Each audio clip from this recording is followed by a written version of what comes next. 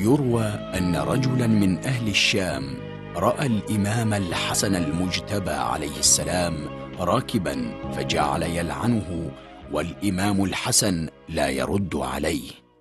ويلك أيها الشامي، أتعرف من يكون هذا الرجل الذي تلعنه؟ نعم أعرفه، إنه الحسن بن علي. يا للعجب، وكيف تلعن إماما معصوما مفترض الطاعة؟ إني أبغضه وأبغض أباه. والتفت الإمام الحسن عليه السلام إلى الشامي ضاحكا ثم قال له: أظنك غريبا ولعلك شبهت. أنا شامي، ولكني أعلم أنك الحسن بن علي ولم أشبه. لو استعتبتنا أعتبناك، ولو سألتنا أعطيناك. ما جئت سائلا ولا معاتبا.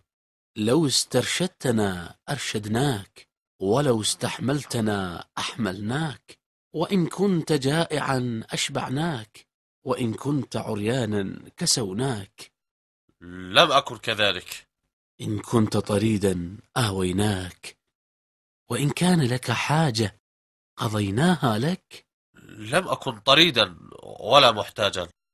إذن فلو حركت رحلك إلينا وكنت ضيفنا إلى وقت ارتحالك كان أعود عليك، لأن لنا موضعا رحبا وجاها عريضا ومالا كثيرا. سبحان الله، لم أر خلقا جميلا كهذا. ألعنك وترأف بي؟ تبا لي ولسوء خلقي.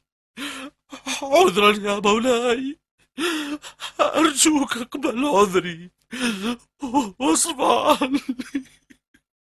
أيها الشامي، لا تبكي، فأنت ضيفنا، وأني قد صفحت عنك. أشهد أنك خليفة الله في أرضه، الله أعلم حيث يجعل رسالته. الحمد لله.